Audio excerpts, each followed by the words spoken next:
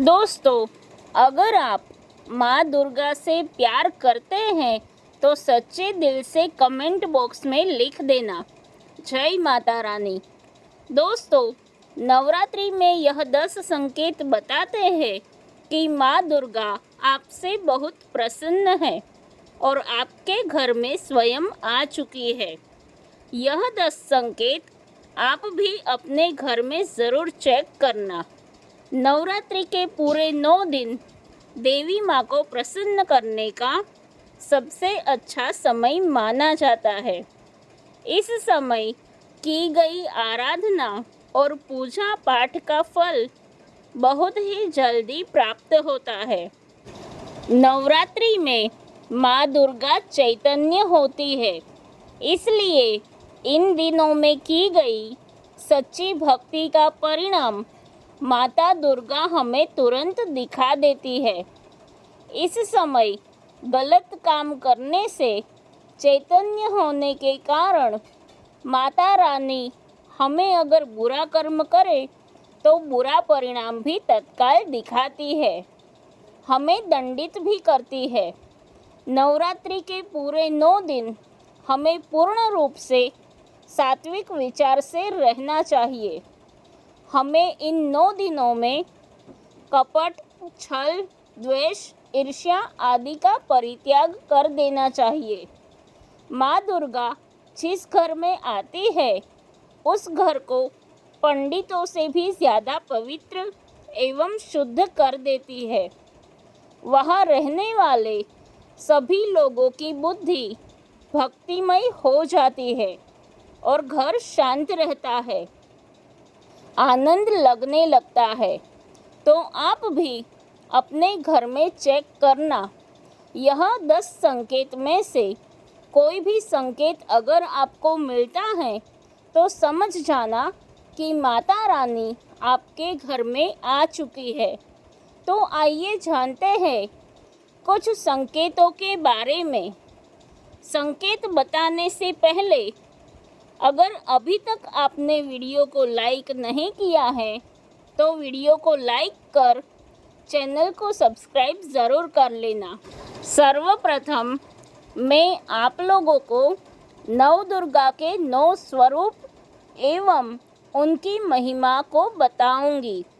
इसके बाद में आप लोगों को संकेतों के बारे में बताऊंगी कि कैसे और कौन कौन से 10 संकेत है जिससे आप पता कर सकते हैं कि माता रानी अब आपके घर में आ चुकी है। अगर आज के वीडियो को मिस कर दी तो सारी ज़िंदगी पछताना पड़ेगा, क्योंकि इस समय माता रानी हमारे घर में आ जाती है, लेकिन कुछ गलतियों के कारण हम माता रानी को पहचान नहीं पाते। यही हमारी सबसे बड़ी मूर्खता है। तो वीडियो को ध्यान से देखना। माता रानी के 9 स्वरूप कहे गए हैं। इनकी पूजा करने से हमें अलग अलग फल की प्राप्ति होती है। यह जानकारी सबसे पहले जानते हैं, जो कि आप में से अधिकतर लोग वीडियो को देख रहे हैं कि वह नव दुर्गा माँ की पूजा करते हैं, लेकिन उनके जो 9 स्वरूप है उनकी पूजा करने से कौन से फल की प्राप्ति होती है उनके बारे में उन्हें पता नहीं होता। यह सारी जानकारी विस्तार से बताऊंगी। अगर आप माता रानी के सच्चे भक्त हैं तो वीडियो को पूरा ज़रूर देखना, क्योंकि अधूरा ज्ञान हमेशा खतरनाक साबित होता है। ध्यान से देखना और कमेंट बॉक्स में जय माता दी ज़रूर लिखना। नवरात्रि के प्रथम दिन हम देवी माँ शैलपुत्री की पूजा करते हैं। नवरात्रि में जो माता का प्रथम स्वरूप है वह है शैलपुत्री। तो शैलपुत्री के लिए बोला जाता है यह पर्वतराज हिमालय के घर में पुत्री के स्वरूप में उत्पन्न हुई थी, इसलिए इसका नाम शैलपुत्री पड़ा है। नवरात्रि के प्रथम दिन हम माता शैलपुत्री की उपासना करते हैं। वृषभ में माता शैलपुत्री स्थित रहती है। वृषभ इनका वाहन है। यह अपने हाथों में खड्ग, चक्र, गदा, धनुष बाण और श्रम को धारण करके संपूर्ण आभूषणों से विभूषित होती है। मेलमरी के समान क्रांति युक्त 10 भुजा माता की है, 10 चरण वाली है। इनके दाहिने हाथ में त्रिशूल और बाएं हाथ में कमल पुष्प सुशोभित है।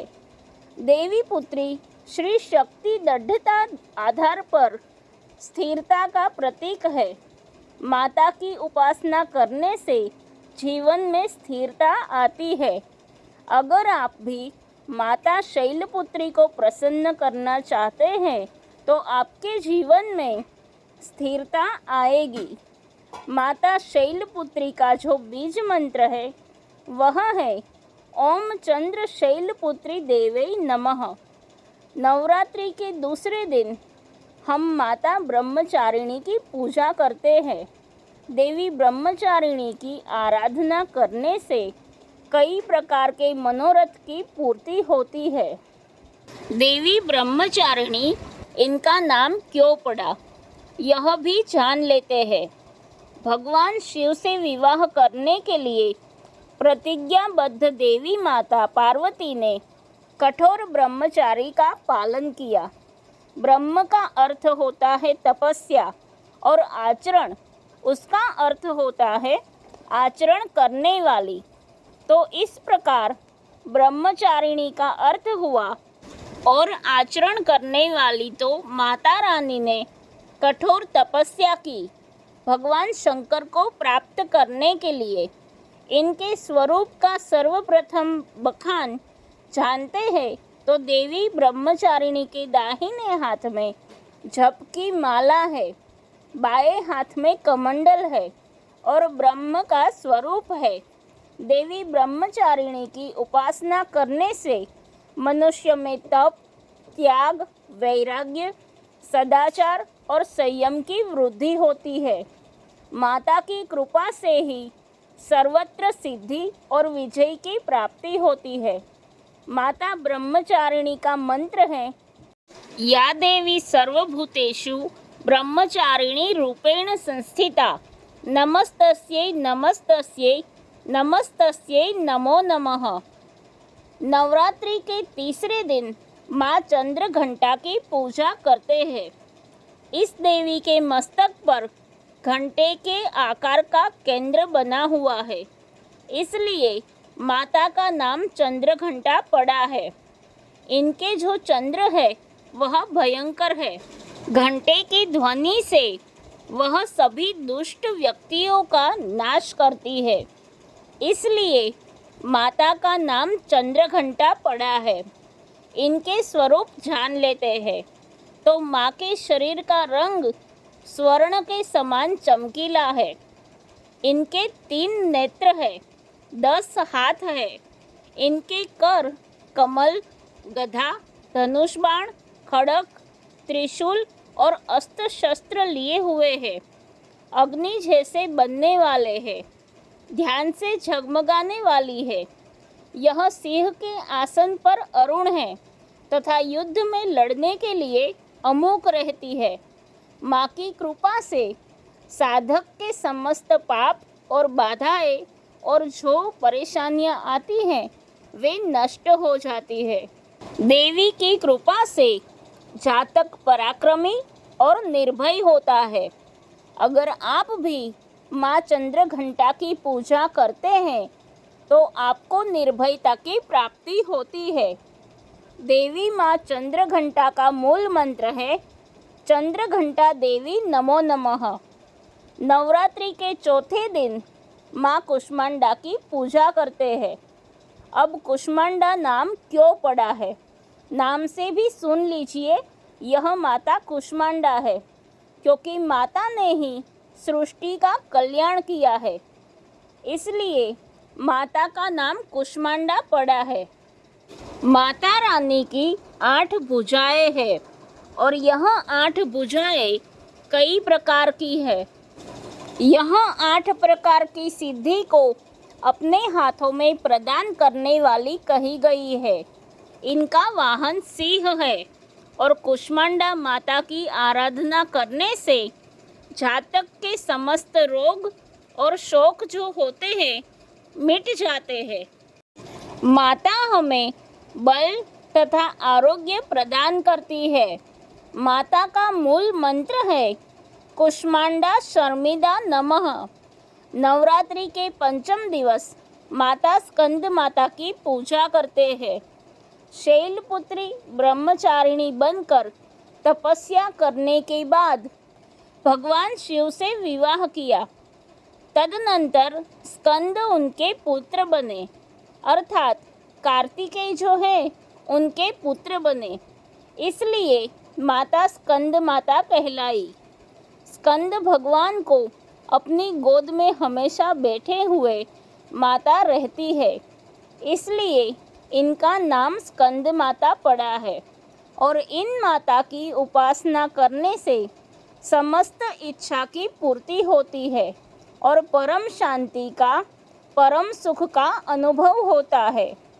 इनकी पूजा करने से, आराधना करने से सभी प्रकार की वस्तु की प्राप्ति होती है, ऐश्वर्य मिलता है। अगर आप भी माँ की पूजा करते हैं तो ऐश्वर्य की प्राप्ति होती है, सभी प्रकार की सिद्धियों की प्राप्ति होती है। आइए जानते हैं माता का मूल बीज मंत्र ओम देवी स्कंद माता नमः। ये माता का मूल बीज मंत्र है। दोस्तों, इसके बाद नवरात्रि के छठे दिन देवी कात्यायनी की पूजा करते हैं। माँ दुर्गा के छठे रूप को मार्काट कात्यायनी के नाम से जाना जाता है। आरसी कात्यायन की कठिन तपस्या से प्रसन्न होकर उनकी इच्छानुसार उनके यहाँ पुत्री के रूप में पैदा हुई थी। आरसी कात्यायन ने इनका पालन पोषण किया था, इसलिए माँ का नाम कात्यायनी पड़ा है। माता की भक्ति जातक को अर्थ, धर्म, काम और मोक्ष चारों तरह के फल प्रदान करती है। साधक अलौकिक तेज और प्रभाव से युक्त हो जाता है। इनकी पूजा करने के बाद माता का जो मूल बीज मंत्र है वह इस प्रकार से है ओम देवी कात्यायनी नमः।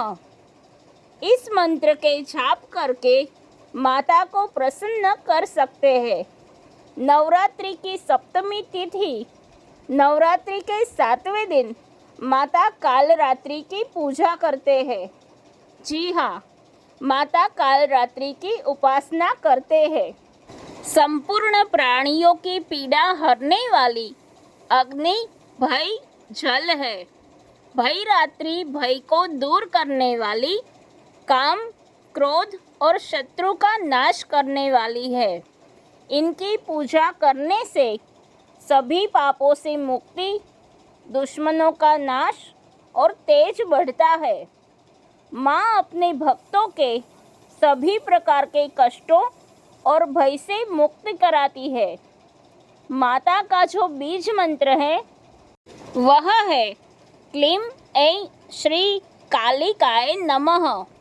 इस बीज मंत्र का जाप एक माला अर्थात 108 बार करें। माँ कालरात्रि को गुड़ और गुड़ से बनी चीज़ें पसंद है, इसलिए नवरात्रि के 7वें दिन गुड़ से बनी चीज़ों का भोग लगाया जाता है और माता को प्रसन्न किया जाता है। इससे भक्तों की सभी मनोकामना पूरी होती है। माता कालरात्रि के पूजा करने से सभी प्रकार के कष्ट दूर होते हैं। दोस्तों, नवरात्रि की अष्टमी दिन नवरात्रि के जो अष्टम स्वरूप कही गई है वह है माँ महागौरी। माँ महागौरी जो है वह दुर्गा माँ का अष्टमा स्वरूप है। यह माँ महागौरी हिमालय में तपस्या करते समय गौरी का शरीर धूल मिट्टी से मलिन हो गया था, जिसे शिव ने गंगा जल से धोकर मल को बाहर निकाला। मलिन शरीर को गौरव प्रदान किया, इसलिए माता का नाम महागौरी पड़ा है। और इनकी पूजा करने से क्या फल प्राप्त होता है, आइए जानते हैं। यह सभी देवियों की तुलना में सबसे जल्दी प्रसन्न होती है। अगर आप जल्दी प्रसन्न करना चाहते हैं तो देवी दुर्गा के स्वरूप में से किसी भी देवी की तुलना में आप महागौरी की पूजा करना शुरू कर दीजिए। इनकी पूजा करने से यह तत्काल प्रसन्न होती है। देवी का जो स्वरूप कहा गया है वह है सिद्धिदात्री माँ। दुर्गा जी का जो स्वरूप है वह है सिद्धिदात्री। यह सभी प्रकार की सिद्धि को देने वाली है। यह सभी प्रकार की सिद्धि देने वाली है। सिद्धि अर्थात मोक्ष को देने वाली। तो देवी माँ का पूजा पाठ करने से सभी प्रकार की सिद्धि की प्राप्ति होती है, सभी प्रकार की कामना की पूर्ति होती है। इसलिए नवरात्रि के 9वें दिन इनकी पूजा से असंभव कार्य को भी संभव कर सकते हैं। इसलिए अधिकतर जितने भी जातक है, साधक है, सिद्धि प्राप्त करने वाले साधक माँ सिद्धिदात्री की पूजा करते हैं। और माँ कभी भी चाहे असुर हो, चाहे मानव हो, चाहे दानव हो, चाहे कोई भी हो, कितना भी उत्तम साधु क्यों ना हो, किसी पर यह भेदभाव नहीं करती, सभी को यह सिद्धि प्रदान करती है। इनका जो बीज मंत्र है वह है सिद्धिदात्री नमः। आप में से अधिकतर दर्शक हमें कमेंट करते हैं कि हमें सिद्धि की प्राप्ति करने के लिए क्या करना चाहिए। तो अगर आप सिद्धि प्राप्त करना चाहते हैं तो माँ सिद्धिदात्री की आराधना शुरू कर दे और जो बीज मंत्र बताया गया है इस बीज मंत्र का जितना हो सके जाप करें। इस बीज मंत्र का जाप करने से आपको 8 प्रकार की सिद्धियाँ और 9 प्रकार की निधि की प्राप्ति होती है।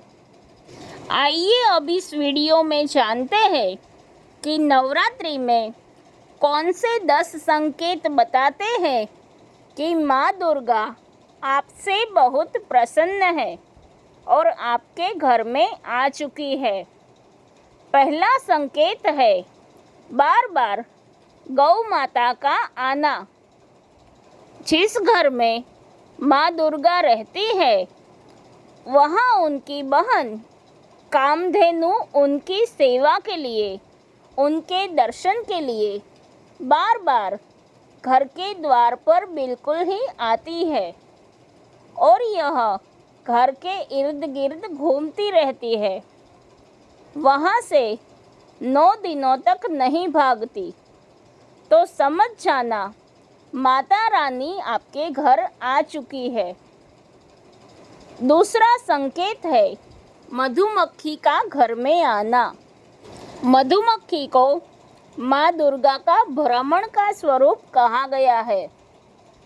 जिस घर में नवरात्रि में मधुमक्खी आती है तो समझ जाना उस घर में माता रानी आ चुकी है, क्योंकि जो मधुमक्खी है यह माँ दुर्गा का स्वरूप कही गई है और यह अपने पूर्ण स्वरूप के दर्शन के लिए अर्थात नवदुर्गा के दर्शन के लिए सेविका बनकर के आती है। तो समझ जाना आपके घर में माँ दुर्गा आ चुकी है। तीसरा संकेत है ज्योति का तेज गति में जलना। जी हाँ, अगर आपने अपने घर में माता रानी की प्रसन्नता के लिए और भक्ति प्राप्त करने के लिए ज्योति स्थापित करके रखी है और अगर ज्योति की लौ तेज गति से जल रही है तो समझ जाना ज्योति के समक्ष स्वयं माता रानी खड़ी है और आपको भी अंतरात्मा से माता रानी के होने का एहसास होगा। तो इन संकेतों से भी पता कर सकते हैं कि माता रानी आपके घर में आ चुकी है। चौथा संकेत है नवरात्रि में दीपक की बाती में फूल का बनना। अगर आपके दीपक की बत्ती में अचानक से फूल बनने लगे तो समझ जाना नवदुर्गा माता आपके ऊपर बहुत प्रसन्न है, आपके ऊपर पूर्ण रूप से कृपा बरसा रही है और माता रानी आपके घर में आ चुकी है। आपके सभी कष्टों को दूर करके माता रानी इस लोक से फिर जाएगी, अर्थात आपके घर से जाएगी। पांचवा संकेत बताते हैं बार बार घर में अगर काली चींटी निकलने लगे, अगर काली चींटी समूहबंध निकल रही है और रास्ता काटती है तो समझ जाना कि माता रानी आ चुकी है और आपके सभी प्रकार की इच्छा को पूर्ण करके ही जाएंगी। यह माता लक्ष्मी के होने का एहसास कराता है। अचानक घर में मनमोहक सुगंध आने लगे। यदि आपको अपने घर में अचानक से कोई सुगंध आने लगे, ठंडी हवा चलने लगे, तो समझ जाना कि माता रानी आ चुकी है और अपने होने का एहसास आपको करा रही है। तो इन संकेतों से भी पता कर सकते हैं कि माता रानी आपके घर में आ चुकी है। सातवां संकेत है फटे कपड़े पहने हुए अगर कोई याचक आ जाए तो समझ जाना माता रानी आपके द्वार याचक बन करके आ चुकी है।